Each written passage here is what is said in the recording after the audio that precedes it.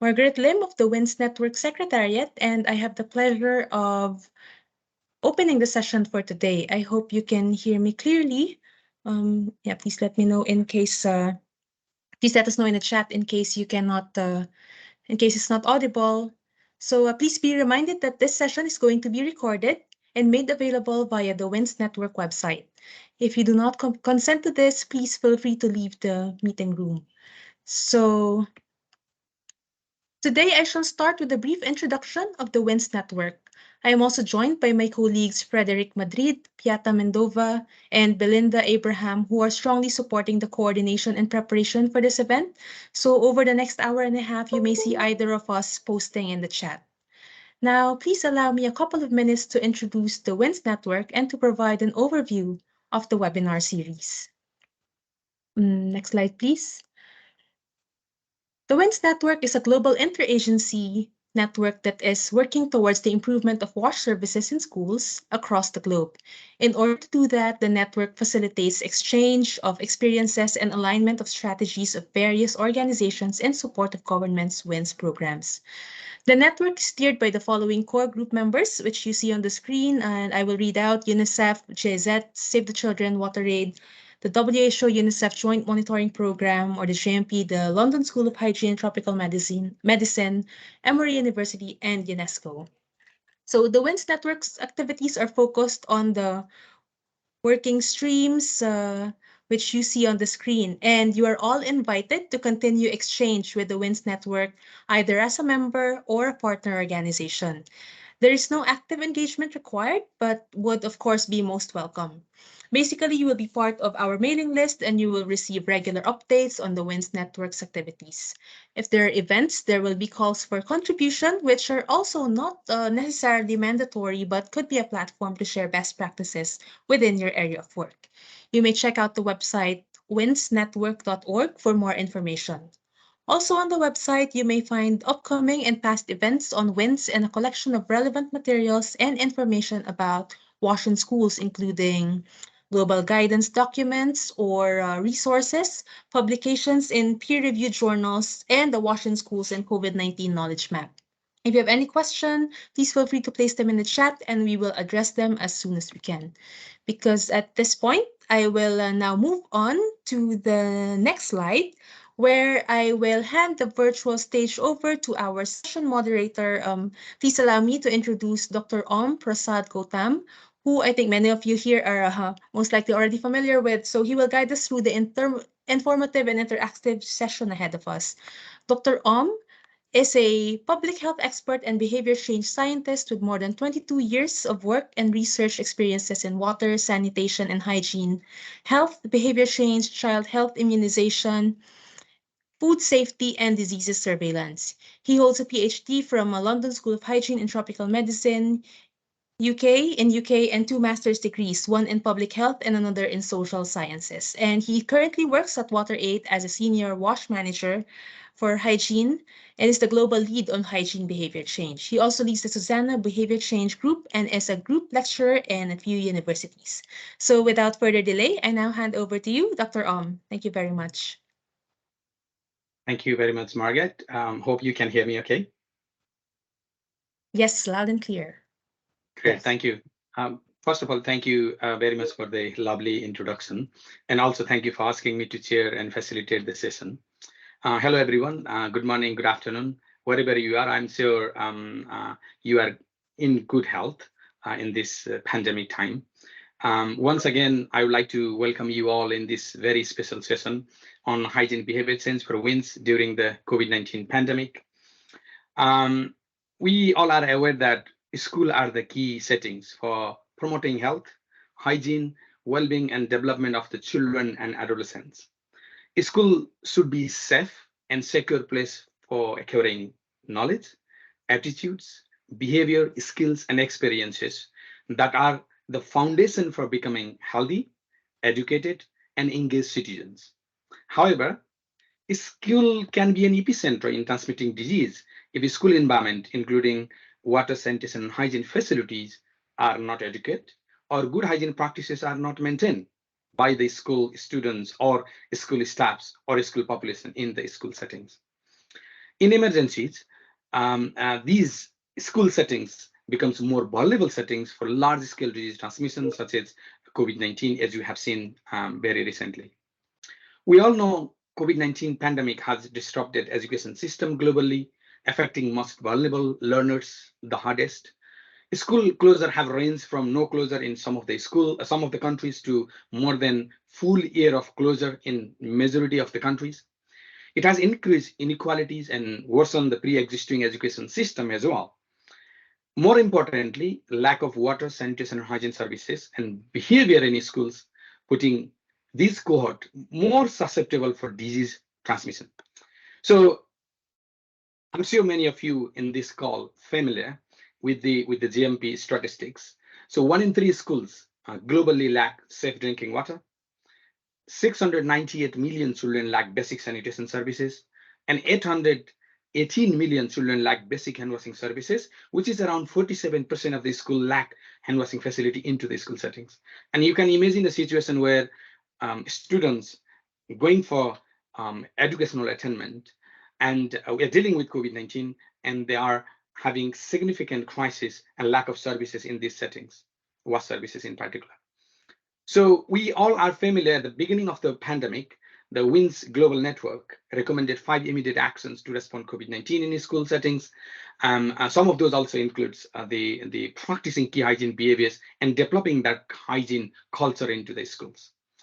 And behavior change, in particular hygiene, are most of the cost-effective public health intervention in preventing current and future pandemics, multiple disease outbreaks, not only COVID, but there are multiple disease outbreaks, improve dignity, reduce school absenteeism, and improve health.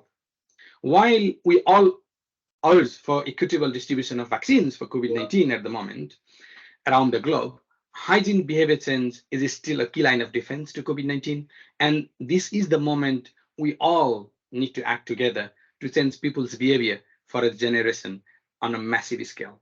And school becomes the key critical settings and target setting to ensure these particular important aspects. While we're living and dealing with COVID-19, there are other non-COVID specific diseases also prevalent, as we all know, which also need immediate attention. For example, diarrhea, cholera, typhoid, those diseases are still prevalent, and the cost-effective measures such as behavior change can actually help them to address this. So many of us in the sector, therefore, prioritizing more evidence-based, context-specific, innovative, and creative hygiene behavior change intervention. And there are a lot of initiatives happening to prevent current and future pandemics. So in this session, therefore, is designed to share some of those innovative ways to change behavior in the school settings. So, so in particular for these settings, as you can see into the agenda, can we now, yes, into the agenda. Our collaborators for this session will share some of their initiatives, progress, and learnings from the behavior change work across various continents. We will cover a range of topics during the session, such as colleagues from One Drop India will present social art for behavior change. Vivakan Ekwa from Uganda will present universal language approach for behavior change. We'll hear promoting COVID-19 infection and prevention and control measures through jingle and dance from the Department of Education from Philippines, and hygiene response to COVID-19 at various settings, including in urban context, using behavior-centered design approach from WaterAid Bangladesh and Ethiopia. While we are dealing with COVID-19, other key behavioral issues are also prevalent, as I said earlier, in school settings, such as menstrual health and management is also prevalent in many countries, and it has still seen as a taboo issue. So therefore, you will be also hearing the presentation from GIZ colleagues from Nepal on menstrual health and hygiene. So each of the presenter here will have 7 minutes, followed by we will have opportunity to address at least one key question part of the presentation. So as an audience, for distinguished audience here, for each of you, you'll have the opportunity to ask questions into the chat box. So feel free to type your question into the chat box. So our WinS colleagues, network colleagues, Belinda will actually monitor the chat box. And I would encourage all the presenter, after finishing your presentation, please do answer some of the relevant questions. But if you're unable to do that through the chat box, then we will have short time to pick some of those questions after the presentation. So at this stage, then without further ado, Let me invite our first speakers from Wonder Foundation India, Miss Sunaina. Miss Sunaina is a social artist and the senior art experts.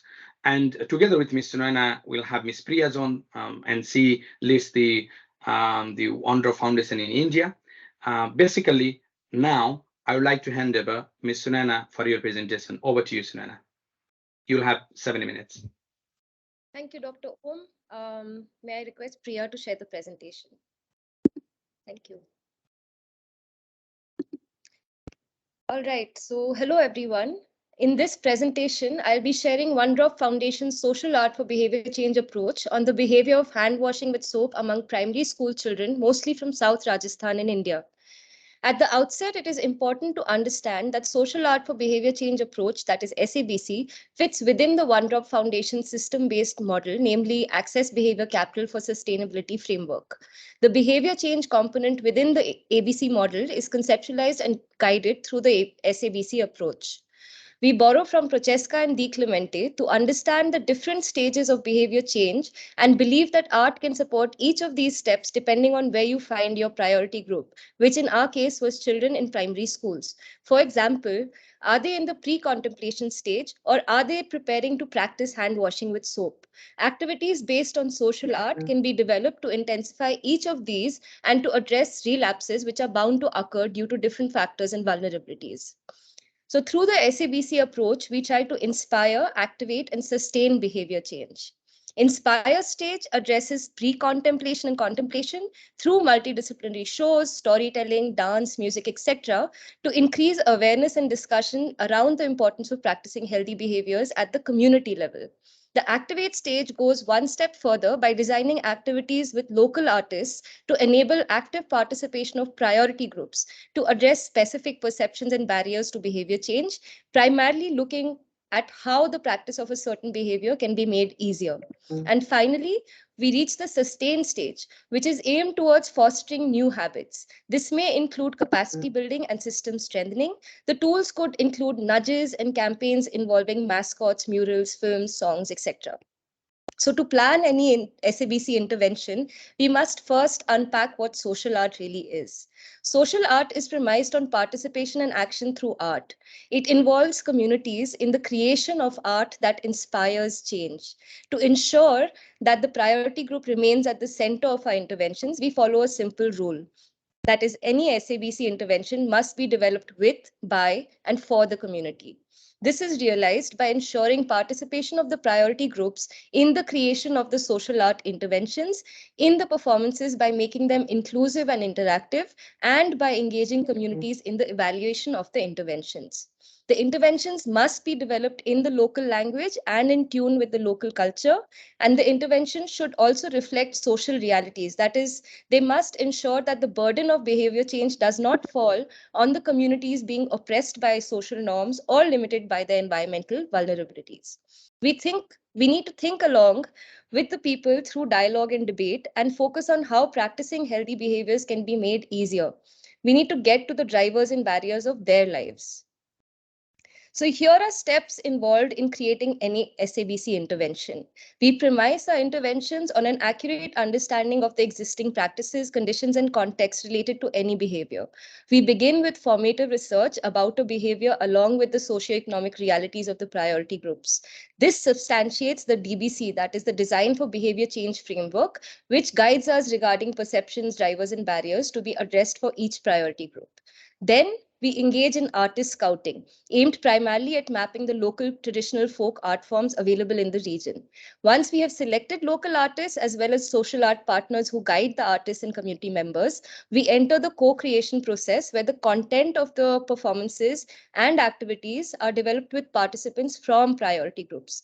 We conduct trainings with field facilitators to ensure activities are implemented in the true spirit of the SABC approach, and monitoring and evaluation can also be done through participatory methods.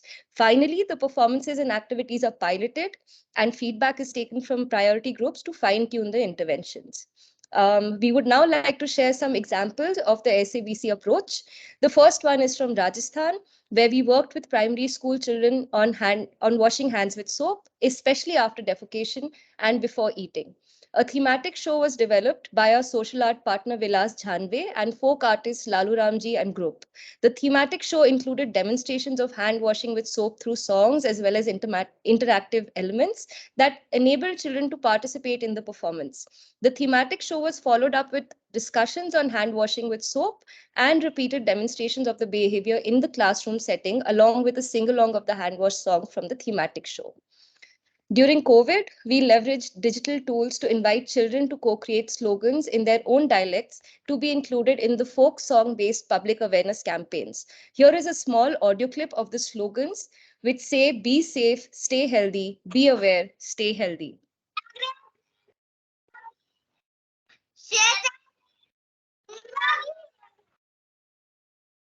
Also, we have developed educational games integrating games with folk music to encourage healthy behaviors while challenging social norms. So the main lessons we have gathered along the way are that art has the capacity to elicit emotional response to make us further act on challenges that we haven't considered or been able to address. Art combined with participatory methods is the perfect vehicle to ensure active engagement of groups, improved knowledge, and increased demand for WAS services in the local context. The SABC approach demands the engagement of context-specific art forms and artist communities, which is also supports the inclusion of less privileged and marginalized art forms and artists. While engaging marginalized artists, we should also take into cognizance their socio-cultural vulnerabilities. For example, while we worked with artists who are unable to read and write, it was important to develop strategies so that they could learn the written script and dialogues. Behavior change is possible when we have a properly functioning WASH system.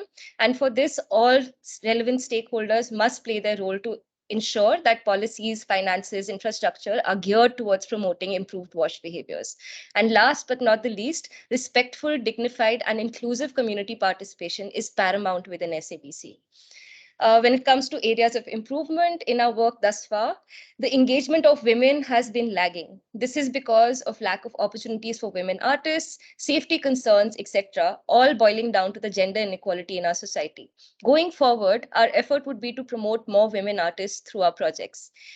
Greater emphasis will be laid on assessing the results of our SABC interventions, and this is ongoing. We should have relevant findings in the near future to share with you.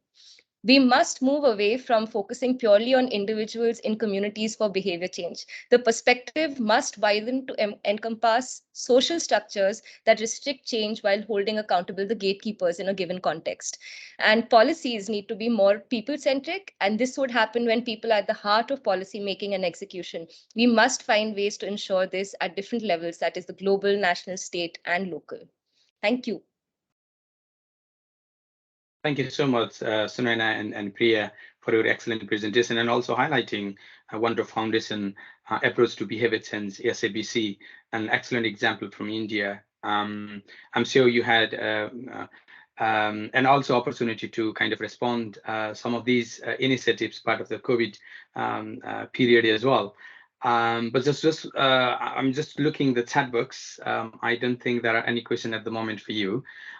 Just for the curiosity, do you have any preliminary results from any of your initiatives? I know for behavior change, social art is one of the heart, and it makes the initiatives more fun, attractive, engaging to the people, and the way you design and use social art to reinforce behavior is fantastic. Do you have any preliminary results from any of these initiatives from India or any other part of the world? Thank you. Over to you. Let me take that. Thank you so much, Dr. Om, for the question. And absolutely, as we've shared in the presentation as well, we are really hoping that going forward, we will focus much more on evaluation to understand what exactly the impact has been of our social art for behavior change interventions. But very quickly to share that in the course of all our projects, whether it is Rajasthan or in Bihar, what we attempt to do is that we attempt to monitor how the interventions are being implemented. And within that, we also reach out to the audience, we reach out to the priority group members who attend these performances or who are involved in the interventions to understand how much they've been able to grasp and what exactly, which part of it they've enjoyed, because everything is art-based. So we are really hoping that, apart from the education aspect of it, they also feel they emotionally understand, they emotionally respond to the interventions. So we've got very positive responses, but they're all from a more monitoring point of view. And in terms of evaluation, we are not able to share any results as such. But very soon, we are in fact currently analyzing the data that we've collected in another project on the storytelling pilot that we had carried out. So very soon, we should be able to share with you data that shows what exactly the impact has been. Thank you very much. And there is one question I think quite important that we need to answer that. The question is, at which steps do you consider building the facility or considering inserting the facilities part of your SABC approach? And you also mentioned nudge. And where do you want to put these nudges? And what I mean, if you're looking for facilities at some point, and what stage in which places nudge should be reinforced? Can you comment on that?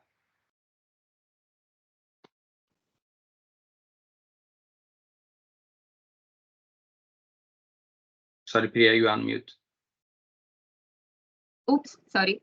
I'm not quite sure what the first part of the question was, but I gathered I caught the question about nudges. So very quickly about nudges, where we place them usually is in the sustain part, which is right at the end, where we have been able to activate a certain behavior. There is a habit that has been formed. What we are attempting to do in the sustain phase is to maintain that habit, to foster the habit further, which is where nudges come in. Nudges is just one part of it. It depends on the context, what we develop. Depends also on the priority group, what they find appealing and what would work with them. So it's all done in consultation with the group. But nudges usually are placed in the sustain phase. Could you, Dr. Om, could you share with me what the first part of the question was? I didn't quite catch that. I think I kind of got it. So just to maybe add, and Dr. Om, you can correct us if we're going off track. But I think access, firstly, because of the One Drop Foundation approach, access behavior capital. So first we work on access, and our behaviors and perceptions are linked with the access that we have been able to work on to ensure that the behavior change is actually adopted and is easier for people to practice. But at the same time, we realize that, like you shared, that maybe if it's water and fetching water, the distance from fetching what the place where you fetch water is also a problem. And these kind of problems are mapped through art-based exercises, for example, in water fetching in Rajasthan, where it's also easy then to understand what your role at the individual level is and what the role of the community and then other stakeholders like the panchayat and the local administration is. So people also feel more enabled to be able to address these roles and responsibilities more actively. And finally, like Priya was sharing, so just more about the nudges and exact location. So one is, of course, where the behavior is supposed to be practiced, where the community lives, but also where the access is. So people can connect the benefits of having that facility at home to also from where you have to access those facilities. Thank you. Absolutely. Thank you very much. And then with that note, I think well done, OneDrop.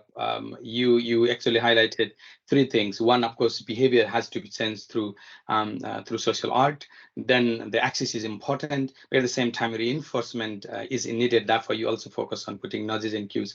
Greatly appreciated for your time and presentation. So let's move on for the sake of time.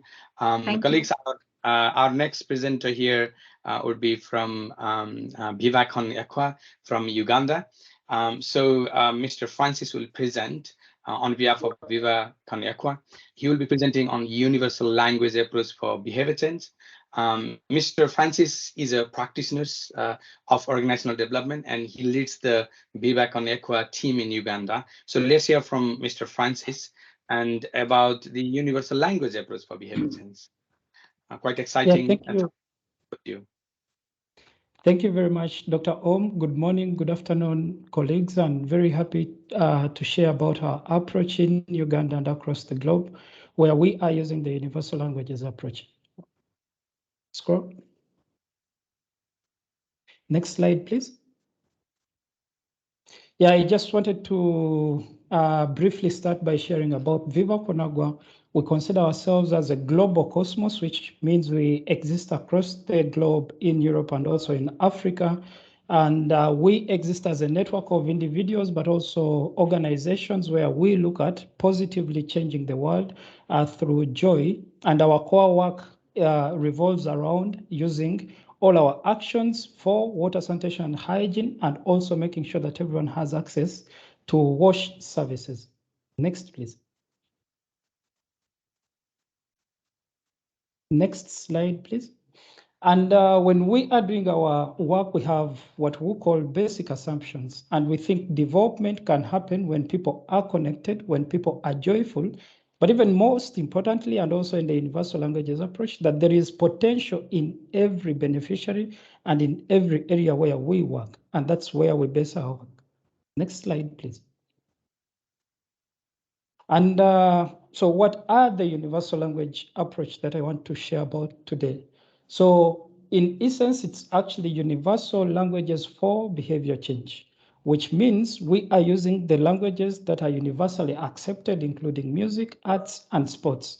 And in this way, we are creating joyful engagements with our beneficiaries, but simultaneously creating behavior change along the way. Next. So in the universal languages or the universal languages for behavior change, our actions are revolving around the ideas that music, sports, and arts can activate individuals and communities to get active and inspire them for social change, but also connect them, because we know how people get connected through sports and arts and music. But the ultimate goal is to transform themselves, their households, and their communities through small steps, but most importantly, through joy of a long period of time. Next.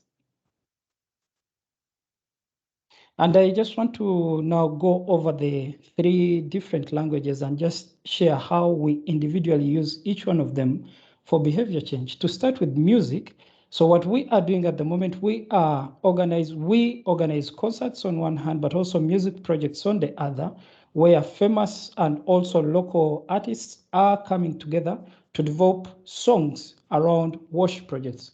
Recently in Uganda, we had a song called Sema, where musicians from Germany, but also in Uganda and East Africa, were singing about the basic practices of hand washing. And it's, as I speak, it's one of the biggest hits in Kampala.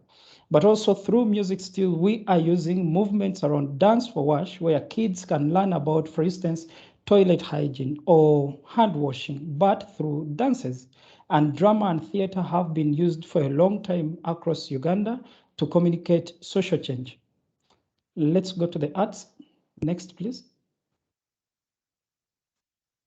So for instance, the impressions here show one of the musicians at a concert in northern Uganda, and then on the other hand, one of the b-boy dancers teaching girls in eastern Uganda how to use the toilet, but through dance. Let's go to the next slide.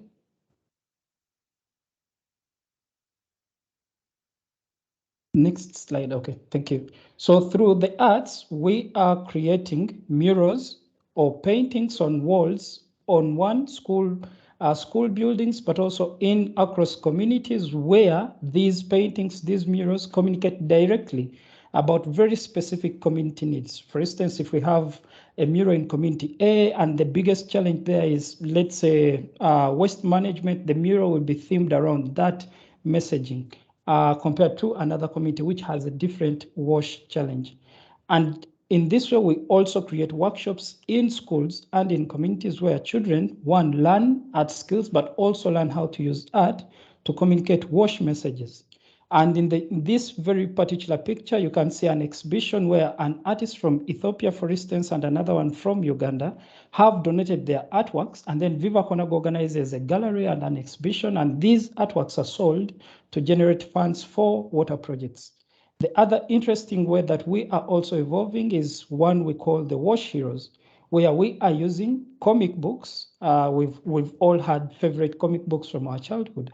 But in these comic books, we are painting heroes that are also developed from the kids' stories themselves, and then creating storylines so that the kids can relate to these heroes, But these heroes are themed around wash practices. For instance, there is a hero of hand washing, there is a hero of waste management. And these are printed and given to the kids to attach meanings to the wash messages in their communities.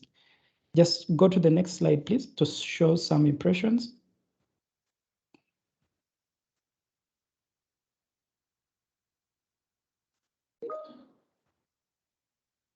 Next slide, please. So on the left, you can see a hand washing facility where we are using art to message on the hand washing facility. And then on the other hand, there's a toilet and the hand washing messaging. Let's go to the next and probably one of the last slides.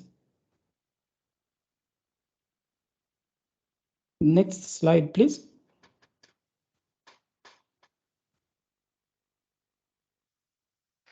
Okay, as we go to the next slide, I'll just talk about it. So the next slide, which talks about, can we scroll to the next slide? Okay, thank you.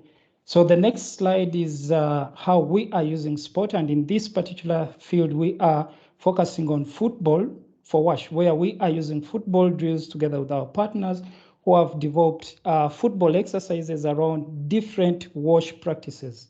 One is about how you wash your hands through the 6 or 7 steps of hand washing, but using football exercises.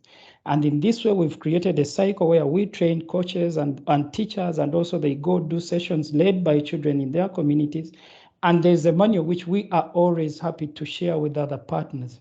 And our focus in the next steps, we want to focus more on demonstrating our impact, working with other partners, but also most importantly, learning and continuously improving the methodology across the 3 languages, across sports, across arts, and across music. Thank you very much. Looks like my time is up, but thank you very much, Dr. Om. Thank you, Francis. A great presentation. Well done. Behavior change through joys using music, sports, dance, and art. What a fantastic way to reinforce behavior to the school students as well as to the community people. Well done on your presentation as well as the initiative that you are taking on. Belinda, I see the chat box. I can't see any question there, but since there are no questions, as a facilitator, I can take that privilege to ask one question to Francis, then we can move on. Francis, did you use any of these initiatives during the pandemic? Of course, we know gathering would be another devastating idea to kind of cross-contaminate to the people with the disease, the way the COVID was transmitting. But these approach that you are taking, sports, music, dance, art, are fantastic approach to reinforce the behavior. Did you use any of these through any of the channel or touch point during pandemic? So we have the unfortunate statistic in Uganda that our schools were closed the longest across the world. But during the pandemic, we were able to bring smaller groups of community coaches while schools were closed, and also kids in communities to train them about hand washing, which was a key behavior in the fight against COVID, but using football. For instance, all the 6 steps could be learned using a football drill, whether you are running and passing and then dribbling, but also pronouncing the steps of hand washing. So yes, we were able to use it, but very careful, like you said, not to cross-contaminate, not to bring the cases even higher through our approaches. Yes. Oh, great. Yeah, there was one question on, I think you can answer that, but I think I read for you. So can you tell us more about the way to sustain the behavior acquired through these programs? So people might be interested to change the behavior when they play these things, listen these things, but then can they subsequently sustain those behavior? So our colleagues are asking, can you tell us your experience on ensuring the sustainability? Because of timing, I think you can answer this into the chat box now, and then subsequently, if we have the timing, you'll have also opportunity to share verbally as well. Will that be okay, Francis? But thank you. Well done on your presentation and the initiative. Great. With that, colleagues, let's move on. Our another presentation for the show would be from Philippines. So presentation will be around promoting COVID-19 infection prevention and control measures through jingle and dance. So Dr. Maria from the Department of Education will present this. Dr. Maria is a medical doctor by profession and has been actively involved in the public health and education sector. She currently heads the Philippines School Health Program within the Department of Education. So Maria, without further ado, I would like to welcome you all to present your presentation. Over to you, Maria.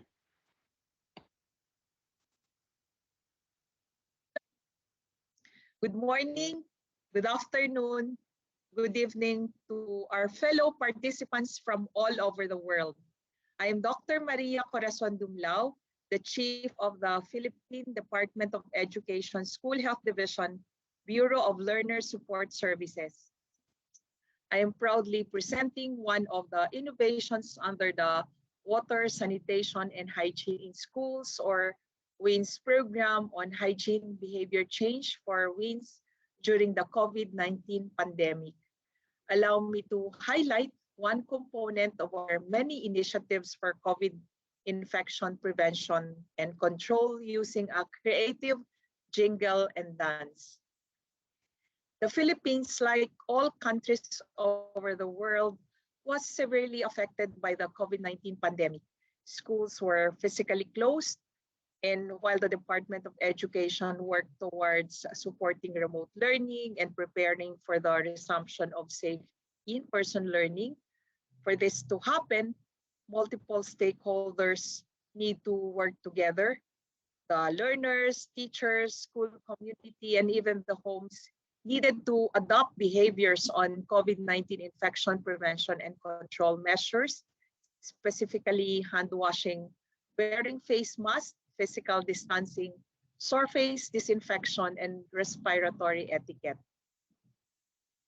Information on COVID-19 was provided by a 20-minute video with explanation by a famous and reputable actor in a child-friendly manner. He explained the disease and the infection, prevention, and control measures in a child-friendly manner. This video contained the 1-minute catchy and danceable jingle, hence face surface. This jingle carries the password campaign, 4 simple key statements on behaviors needed for the prevention and spread of COVID-19 in a catchy way. Filipinos love to sing and to dance. Developing the catchy jingle and encouraging school communities to videotape the singing and dancing in their homes and connect to a school video works well with Filipino sense of community and ownership of the school. The center of the password campaign condenses the complex regulations and requirements to the catchy password campaign. The jingle is catchy so that the message sticks to the ear and mind. The jingle, or the audio, and the posters, the visuals, are strongly connected, and the posters strategically placed in the school serve as nudges to trigger the desired behavior.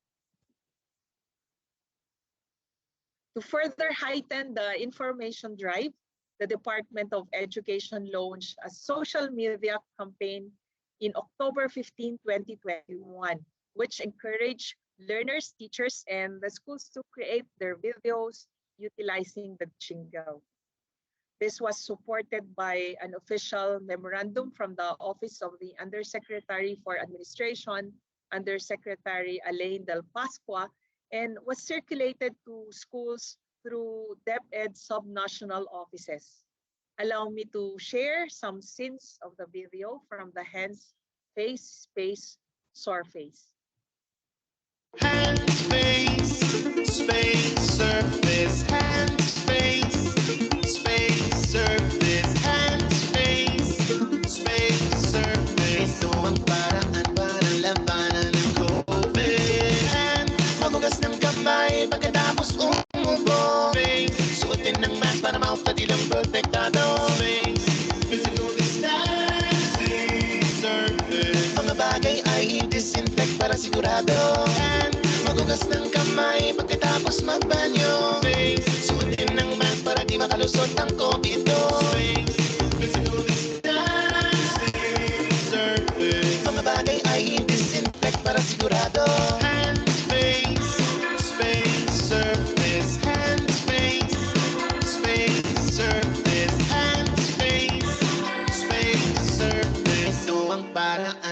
labanan ng COVID. We were overwhelmed by the creative submissions of the teachers, learners, and school community. To share, we received more than 500 entries from 350 schools based on Facebook entries and certificate application. The hashtag handspace surface was used by 2,900 Facebook users. And based on Facebook, we achieved a reach of over 55,000 total views generated on the original IPC jingle video. Over 500,000 total views on all the videos entries submitted, and approximately 140,000 total likes on all the videos entries submitted. Allow me to share one of the winning entries of the IPC Jingle Contest.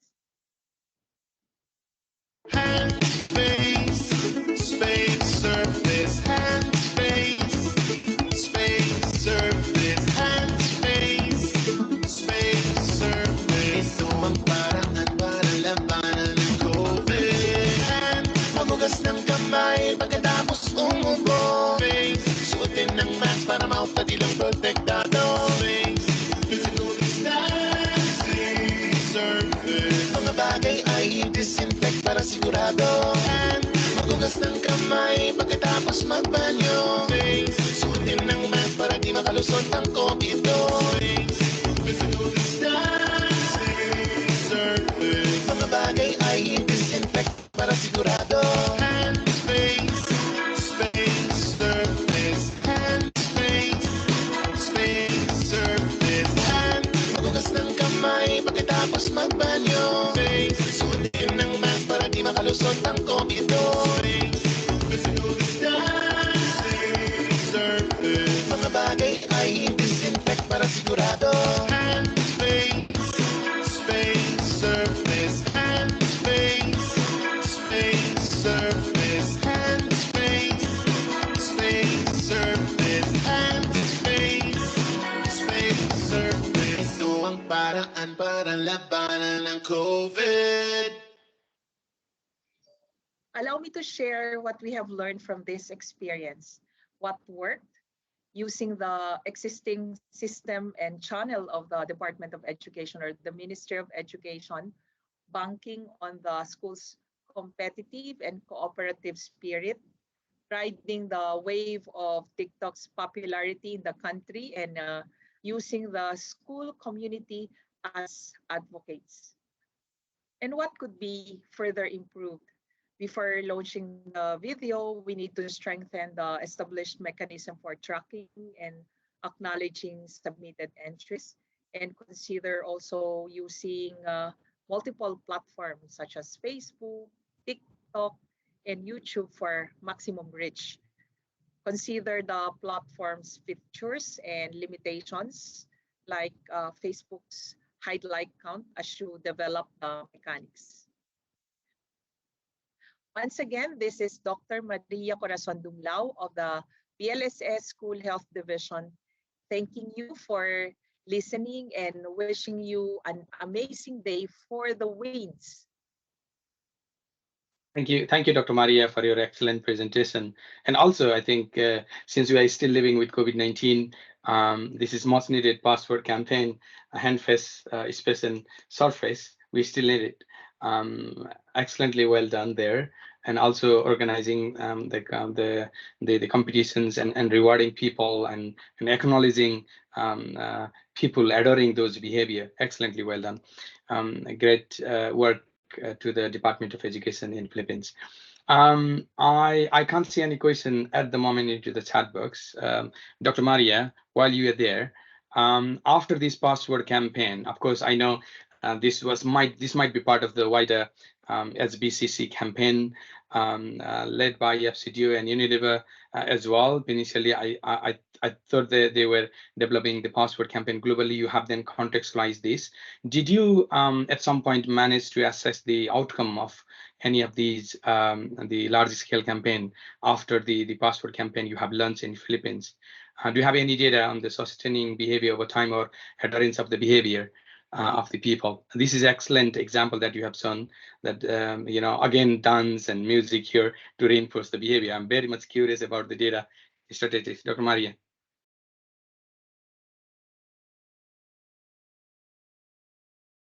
You are on mute, Maria. You are on mute.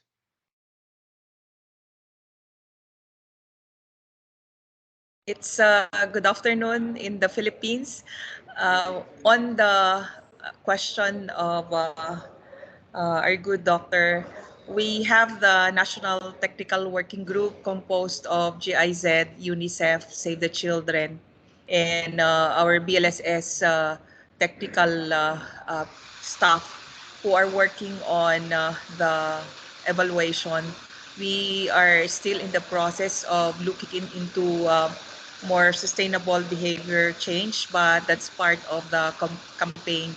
What we only have right now are the data that we have presented to you, and these are the short-term outcome of the initiative, and we're moving into evaluating immediate, more long-term outcome. We'll be providing you with the updates once we're done with the intermediate and long-term outcomes. Thank you, Dr. Maria, and good luck for the evaluation, and also very much looking forward to read the results in coming months. Thank you very much. Well done for the initiative. Excellent work. So for now, I think because of timing, we should move on.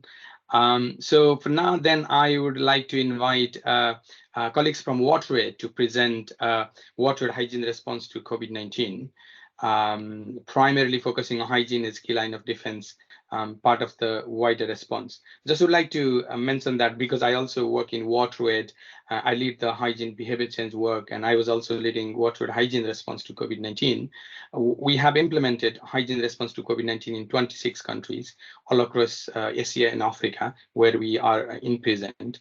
We have used a more comprehensive approach. Initially, we have used mass media campaign followed by community-based, and then installation of hand washing facilities with cues and nudges and reminders, and also the placement of behavioral products where needed, and facilitating the sector coordination mechanism to have a harmonized response. As a result, our hygiene response to COVID-19 globally on 26 countries has reached 181 million population. We have installed around 2,700 hand washing facilities and also distributed 1.3 million hygiene products throughout the pandemic. And some of those responses still going on in some of the countries because there are like lots of mutations happening. And of course, after the Omicron, we have then built on and scale our response in some of the African settings. So to reflect some of those initiatives, we'll have two presentations from WaterAid today, one from Bangladesh and one from Ethiopia. The first, I would like to invite a colleague from Bangladesh to present hygiene response to COVID-19, and Mr. Babul Bala will present from WaterAid Bangladesh. Babul Bala is an urban wash program for WaterAid Bangladesh, and by profession, he is also an environmental engineer. So Mr. Babul Bala, over to you for your presentation. You have 7 minutes. Over to you. Thank you, Om. Thank you, Om. Before going to my presentation, I would like to thanks all of you. During pandemic, all of our schools were closed. Please, next slide, Om.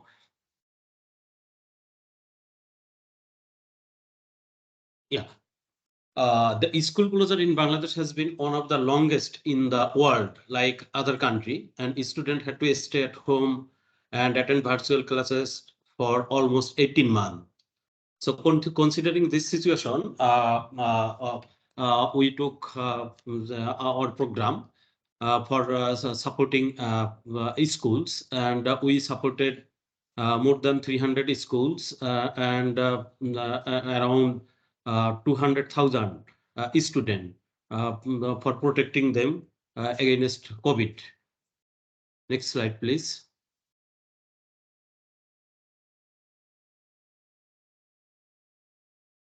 Next slide, please.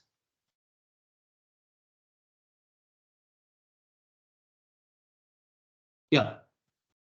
In Bangladesh, we used BCD model approach, and usually we follow ABCDE steps in all of our projects since 2017. However, to provide rapid support, considering the COVID pandemic, we had to adapt our strategy, we did rapid assessment for identifying the response interventions and systematic approach in collaboration with Institute of Epidemiology, Disease Control and Research under Health Ministry and World Health Organization.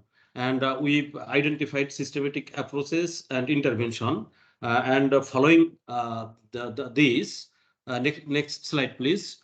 We conducted different activities. Like we developed a promotional package and visual illustration on BCC to promote COVID-19 prevention behavior.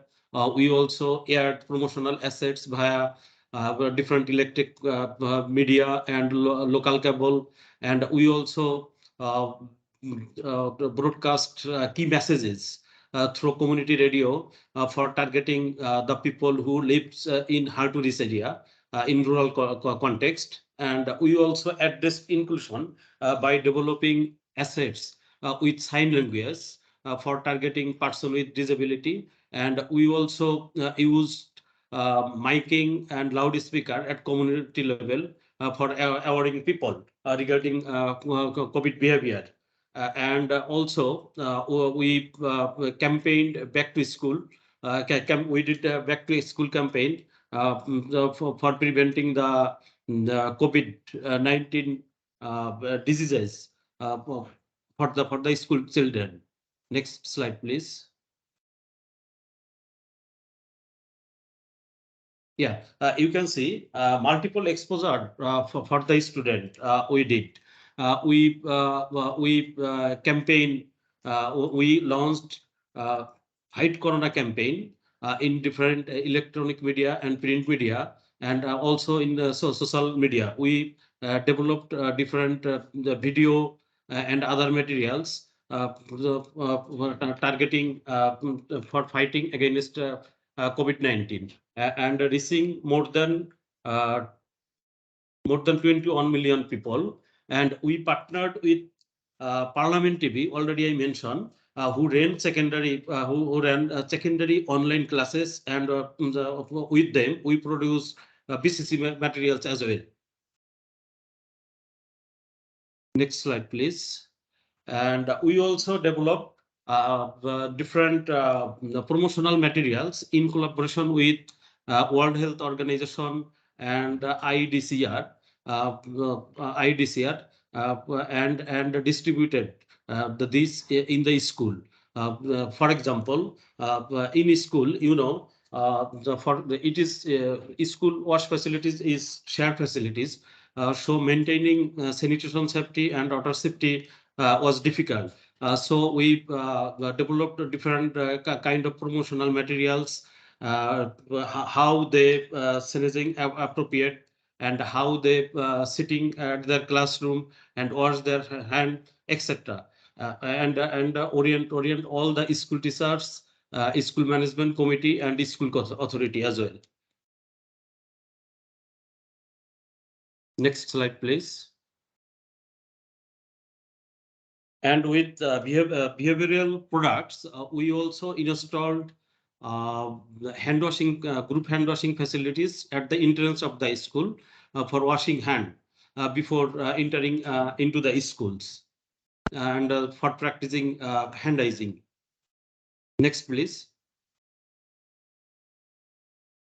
And what we have learned from our work, behavior reinforcement through mass media followed by face-to-face promotion is key. And constant reminder is necessary through multiple channel for changing behavior. And misinformation on what to do and what not to do is another problem, another problem that need to be overcome during this kind of crisis. And ensuring hygienic use of school facilities is key, as it is shared facilities, And in Bangladesh, the number of users, students are quite high to avoid any cross-contamination. With behavioral products, facilities, hand washing facilities also needed for ensuring proper behavior change. And regarding sustainability, already I mentioned, we targeted the respective educational authority and parents association and other stakeholders during back to school campaign. And another issue I would like to mention, behavior change promotional campaign should be consistent to reinforcement behavior. Thank you very much. Any question, please? Thank you, Babul Bala, for your excellent presentation from Bangladesh, Watford, Bangladesh. Great work. You have mentioned the comprehensive hygiene approach was used, starting from mass media, followed it by using different mass media, using different mass social and digital media, using different assets, followed it by face-to-face interaction with the school students, and also installation of hand washing facilities, more permanent structured hand washing facilities into those schools settings to reinforce the behavior. Excellent, well done. I think there is one question into the chat box, but at the same time I would like to highlight one which wasn't presented before. Just would like to ask you, do you have any indication how much cost is associated with the installation of group hand washing facilities in the schools? Because one of the questions here is the CSO need to pilot very light and scalable intervention. Yeah. And the government can subsequently replicate. One about the cost, and one second about how do you ensure the sustainability of these hand washing facilities installed in schools? Did you set up any the operation and maintenance mechanism and so forth? Very quickly on that. Yeah, the cost is around 400 USD. 400 USD. And regarding sustainability, already I mentioned, we basically collaborated with respective school management committee as well as education department. And also, in our school, we have a school cabinet. We engage them. And we engage them for cleaning and operating these facilities. So in such way, we are ensuring sustainability and developed operation and maintenance mechanism for longer run use. Thank you, Babul Bala, for the excellent presentation and the excellent initiative ensuring the sustainability of these installed hand washing facilities, and also highlighting the cost. I think there are a couple of questions on the cost into the chat box, and there is one question about how do you monitor the sustainability and the impact of the BCT approach. There is one question. I'm sure you are going to answer into the chat box. But yeah, well done, and thanks for your excellent presentation. So colleagues, we should move on. Now, continuing the WaterAid presentation, I would like to invite Mr. Disney from WaterAid Ethiopia. He is a sanitation and hygiene specialist, and he will be presenting on WaterAid hygiene response to COVID-19 in his school based on WaterAid Ethiopia response. Over to you, Disney. Okay, thank you, Dr. Om. Good morning, good afternoon, everyone. This is Dejani from Ethiopia. I will be presenting on our experience on hygiene behavioral change work during the pandemic. So, next slide, please. Yeah, the hygiene behavioral change approach is mainly on behavioral centered design, and our target was national, and there are regions which included in the hygiene behavioral change program, which is Addis Ababa, Oromia, and Amara regions. Then the national coverage was using the mass media, digital media, and social media. We have targeted the general population, men, women, and elderly people. Initially, we have targeted focusing on the some chronic disease patients. So using this different approach, mass media, community-based approach, we have reached 20 million people nationally. From these, 68,000 was using our community-based intervention. And our focus intervention was focusing on 4 areas. The first one is based on large hygiene scheme behavioral change, strengthening or supporting voice sector coordination and installation and construction of inclusive and permanent hand washing facility with supply of hygiene products like bar soaps, liquid soaps, and water samples.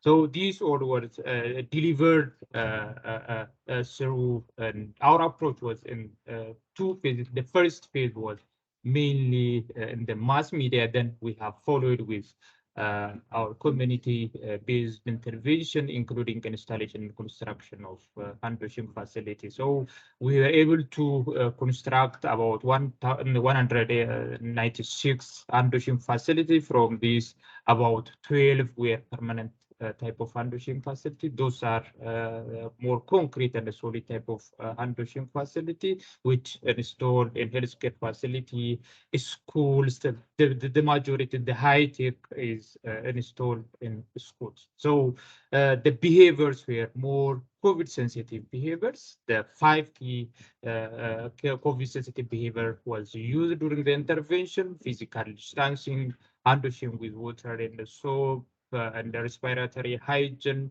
and surface cleaning was among key behaviors which we have focused during our hygiene behavioral intervention. Next slide, please.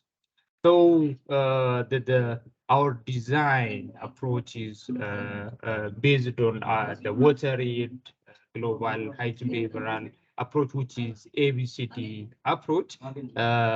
More behavior-centered design was used to intervene and work on the pandemic. So we have started with the assessing and building on the contextual analysis, and the design principle was designed using already existing principle, including a theory of change, and there are motives and barriers that should be identified. We have already identified what motives and barriers have already existed to bring behavioral change for the community. Then we went through the creative process. The creative process was very important to design our audio messages, video messages, community package. There are a lot of assets and the material which should have been developed using the creative process. So we have used the creative process, and these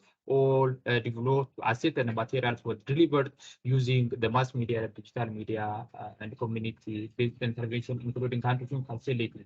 The mass media has to be to bring more behavioral change. The repeated exposure was required, and we have repeatedly advertise and use our asset and material in national and regional television, radios, and other medias. So finally, we have conducted the midterm rapid assessment, and the midterm rapid assessment was conducted internally. Finally, we have conducted the final evaluation, which is organized at global level within HBC's intervention country in the 6 countries.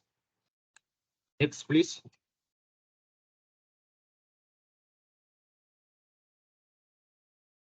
Yeah, our intervention more specific to the school. Yeah, I have tried to mention that we have developed our asset and the material using our creative teams, which is there is a team to develop on the materials and assets.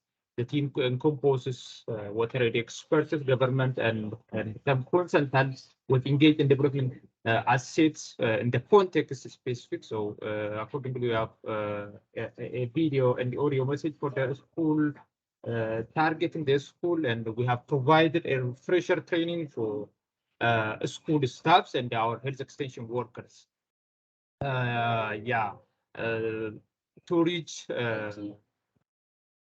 the key hygiene, what we have been using was our health extension worker in a school. So the health extension workers were more responsible to reach and to conduct face-to-face hygiene session, mainly focusing on the activity to demonstrate some emotional demonstration of conduction with water, like displaying or showing image for hygiene chit chats, which is the good behavior and what are the bad behavior for the intervention. Next slide, please. Yeah, in addition to the face-to-face hygiene intervention, we have installed permanent type of hygiene facility at a school, and the operational maintenance was already in the place for the to ensure the sustainability of our handling facility. The school committee, the school wash committee were more responsible for the daily operational maintenance of the handling facility. The visual cues and the news were posted on our handling facility to reinforce the key behavior. I left with the final slide, which is the key learn from this intervention. And overall, the result from this intervention is we have conducted a midterm the final assessment. So this assessment report indicates that our handling, especially our handling facility in the behavioral change approach, has contributed a lot in response to preventing the COVID response nationally. Next slide, please.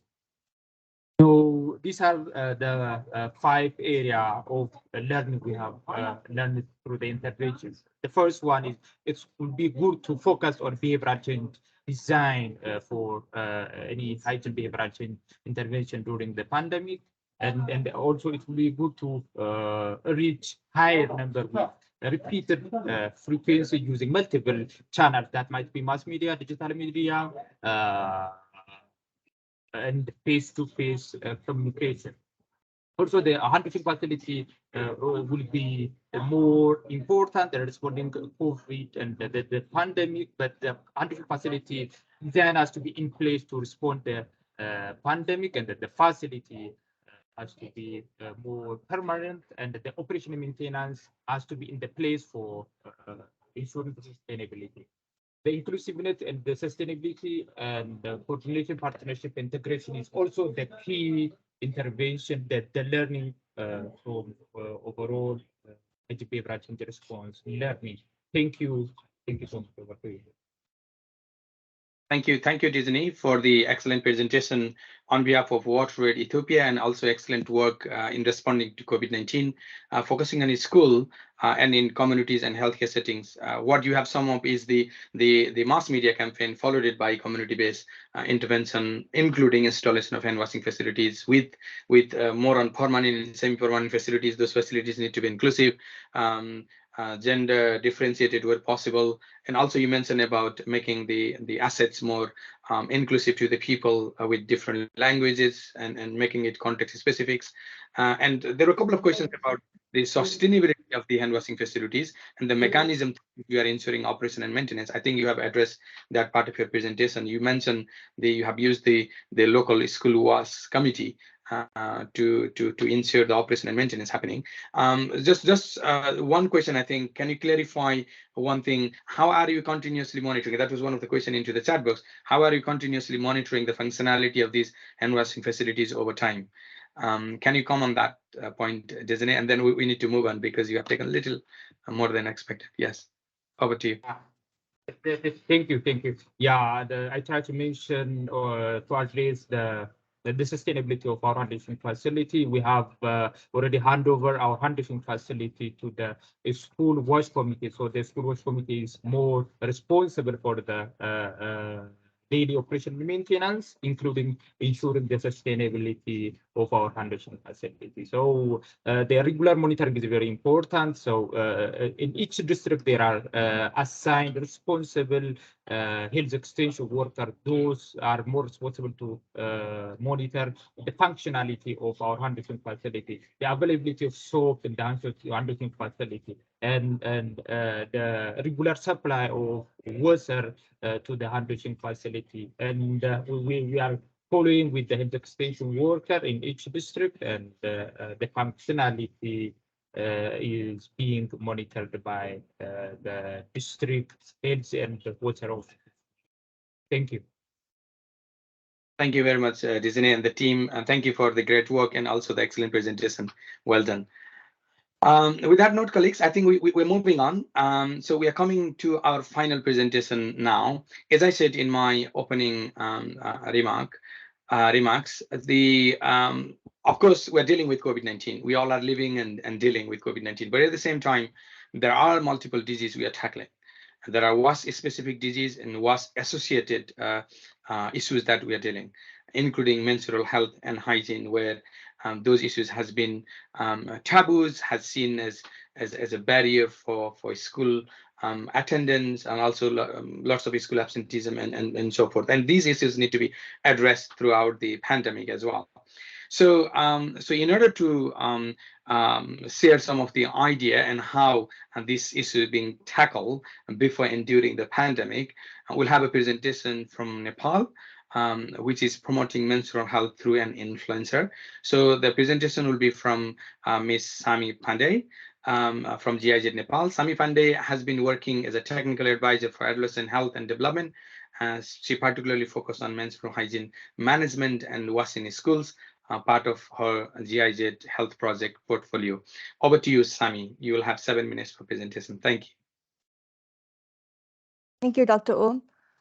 Good morning and good afternoon, everyone. My name is Sami Pandey. I'm working as technical advisor for GIZ Health Project.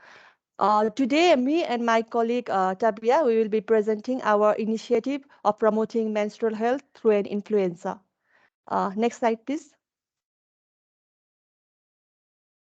So GIZ Health Project has been working since more than a decade on adolescent sexual reproductive health, especially focusing on menstrual health. So we are collaborating with Ministry of Health of Nepal to develop various kind of information, education, and communication materials such as flyers, brochures, videos, and apps. So, we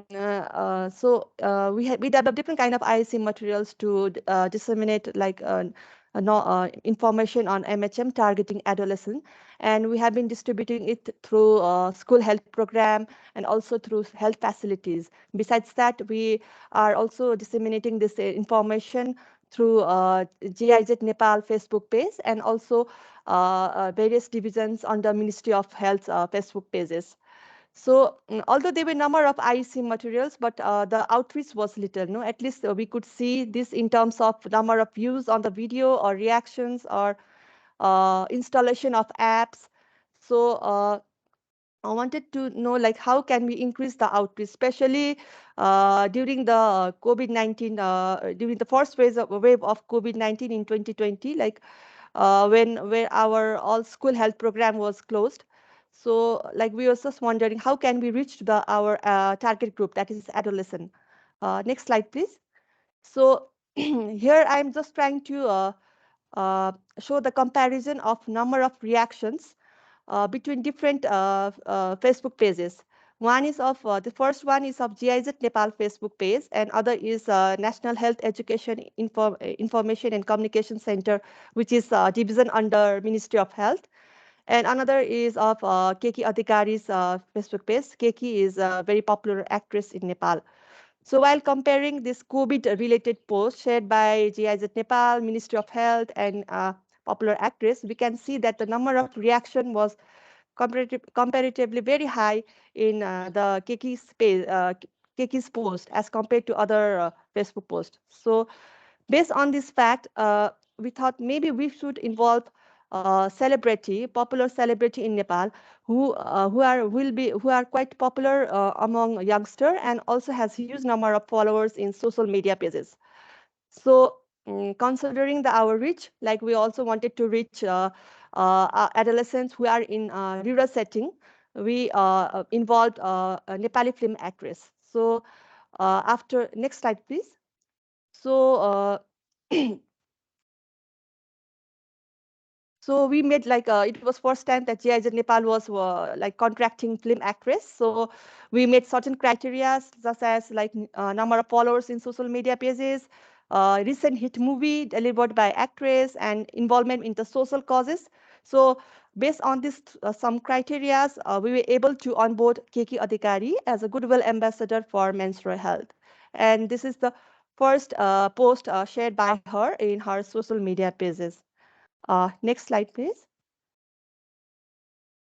So, so coming to her role, like what was her role as a goodwill ambassador for promoting menstrual health? Especially, we started her contract during the in 2020 during the first wave of COVID. So we had already very many number of we had IC products, information education and communication products developed by us in collaboration with Ministry of Health. So her job was to disseminate or share the post, share these materials through her social media pages such as Facebook, Instagram, Twitter. And she also involved in giving interviews and sharing various news on menstruation and also giving podcast interviews. She also actually, in her own interest, she also conducted a virtual interaction program with adolescent girls in the topics such as post experience of menstruation and MHM in school. So for this virtual interaction program, she live streamed this program through her Facebook page. And in the second part of contract, because we started her during the COVID-19 phase, but when it was a little bit relaxed after some time, we involved her as a presenter for Nepal's menstrual movement documentary that captures like Nepal's ongoing movement on MHM. We can share the YouTube link in the chat, and you can see the documentaries there. And so she was during that time she visited schools in western part of Nepal, and she also met stakeholders working on menstruation, and also some stakeholders from the local government in the rural part of Nepal. Yeah. So these were like mainly her role as a goodwill ambassador. Now I would like to request Tabia to share the result part of this work. Next slide, please. Yes, thank you. Here you can see a few screenshots of the different engagements we had with Keki Adhikari. So for example, she was sharing one already existing video on menstrual products, but also she did one session with school students, which alone got 20,000 views, an informal experience sharing on menstruation. And then finally on the top right, you can see Nepal's menstrual movement, which alone has gained 250,000 views, the first part of the documentary. So altogether, we could, the return on investment, so to say, was that we had 28,000 euros of investment, including the whole film production and a series of other social media clips, and could reach around 2 million people. The number of views of the different clips and also the documentaries is around 500,000 and 30,000 reactions. And as we said, the documentary alone, both of them reached around 300,000 views. And these are numbers, as GIZ, if we had shared it through our own social media channels, we could only dream of. And it helped really to spark also a public conversation around the topic and bring it on the agenda. Next slide, please. Yes, what we have learned and what needs to be improved is, it's important that you choose a right person who is actually has a good reputation and image among the target group you want to reach, and they are also intrinsically motivated. If they're just doing it for the money, we assume it will not be so also authentic, because it's important that the influencers speak in their own voice and use their own words. And that was very helpful with Keki, as she was interested in the topic herself, and then she was open to speak about it. It was very important to get to know each other, briefing about what we want to reach, so she could understand and also then put it in her voice and words and involve her in the planning.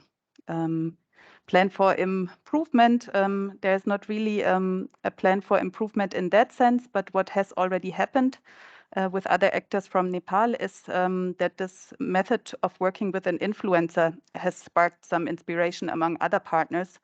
So we have had, at least we know of 2 other campaigns that are working with a local influencer in a specific region of Nepal to get even closer to the target group. And also Keki is now together with another famous singer planning a new song and music video on the topic. So it goes on. And finally, last slide, our video has actually been selected for the WHO Film Festival this year, which is a huge.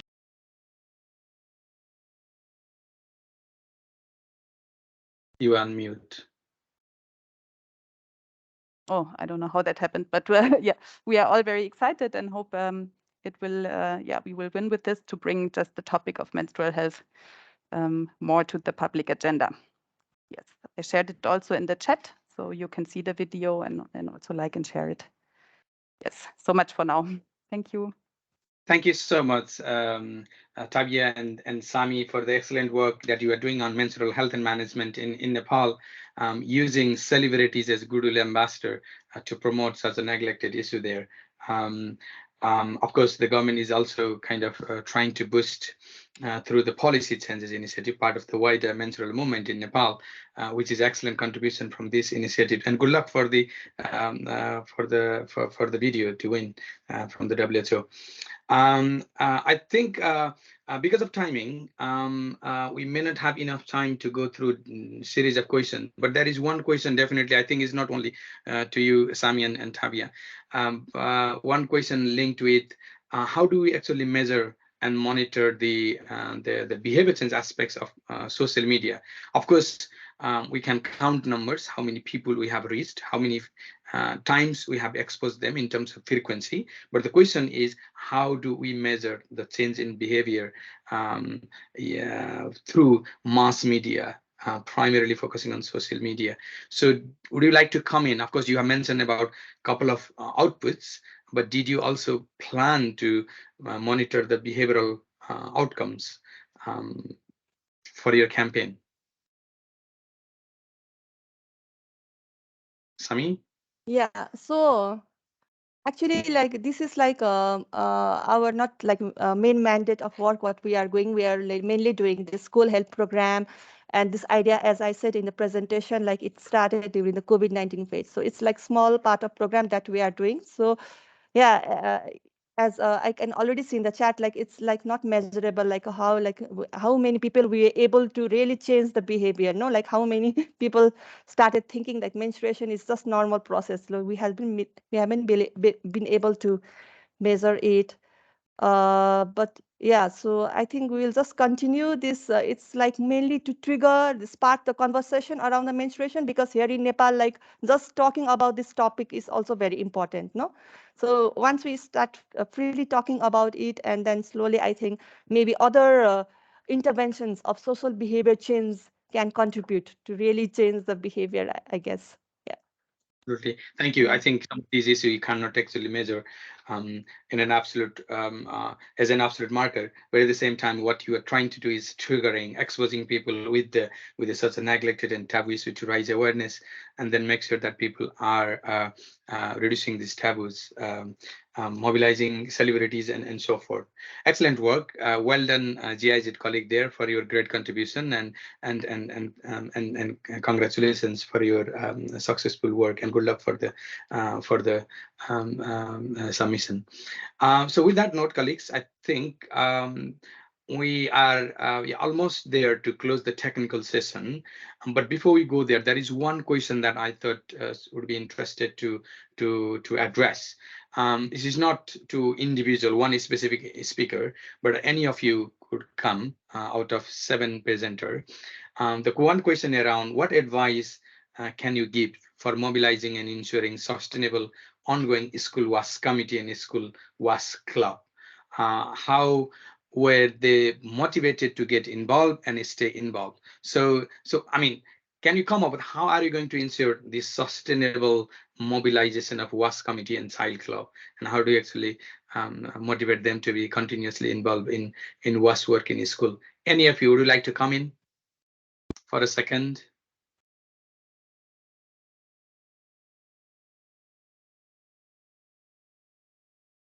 I think colleagues mentioned, yeah, John, Priya.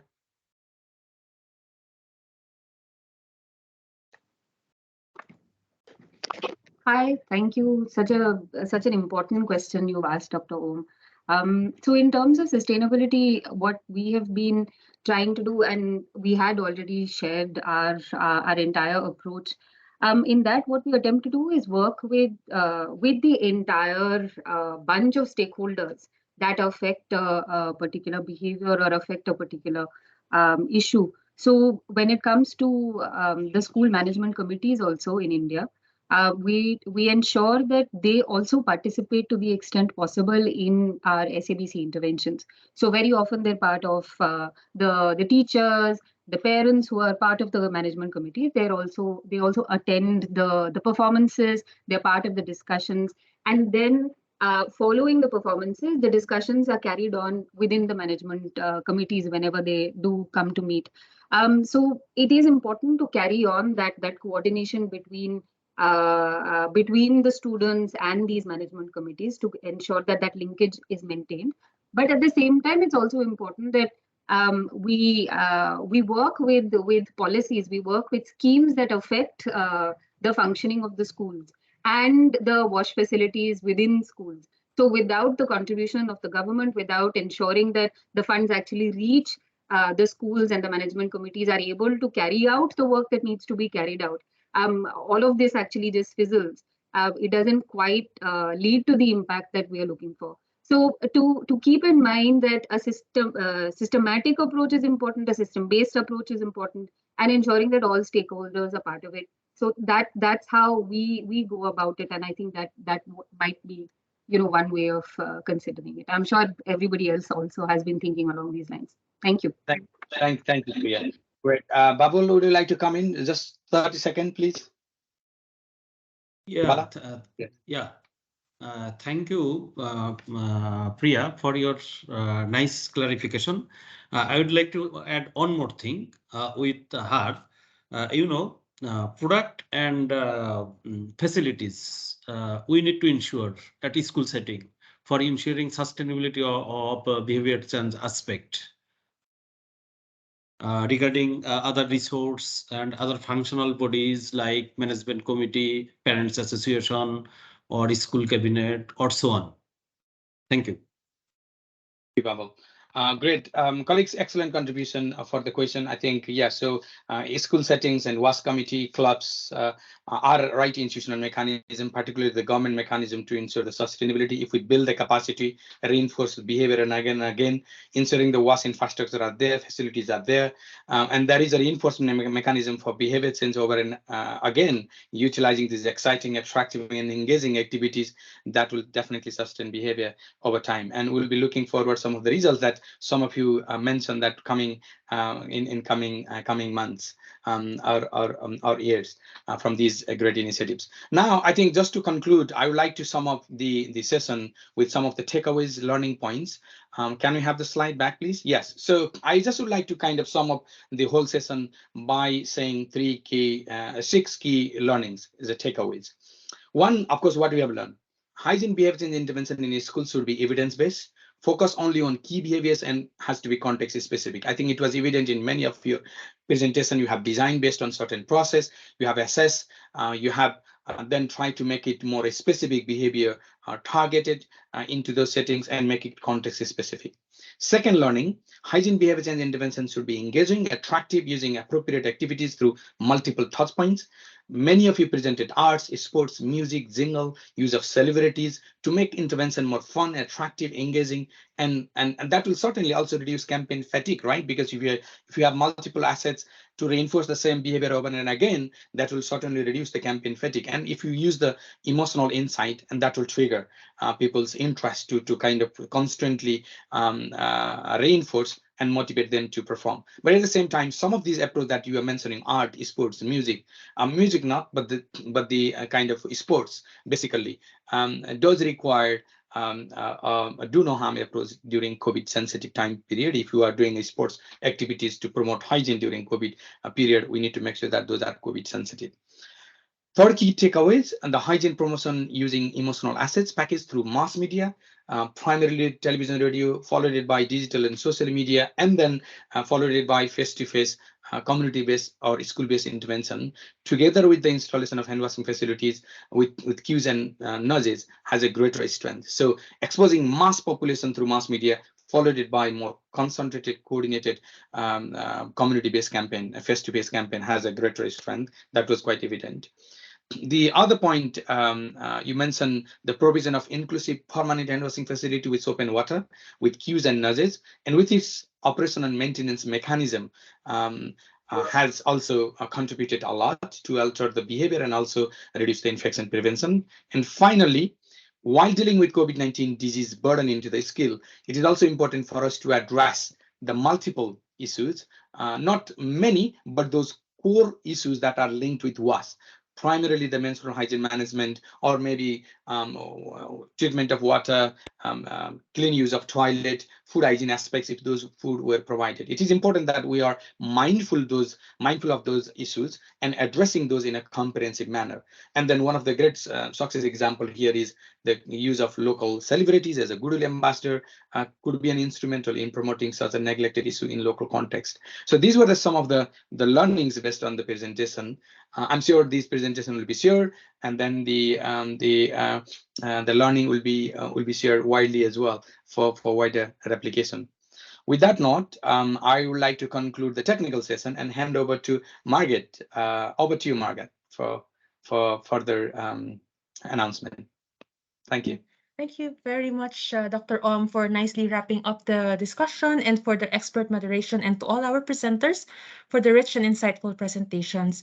And of course, thank you to all of you here today for tuning in, for sharing your insights, and for staying until the end of the session. So just a few housekeeping reminders from my side before I finally let you go.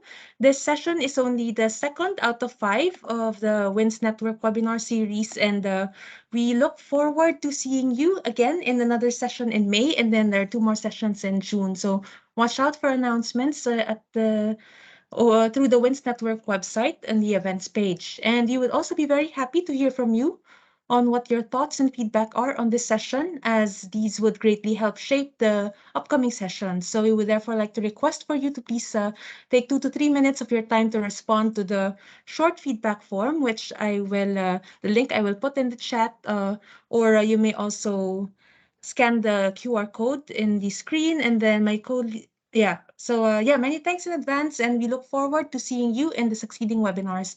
Please expect to receive an invitation for the next sessions, and we hope to connect with you again there. So please enjoy the rest of the day. Thank you very much for your time and attention. Bye, everyone. Take care. Take care.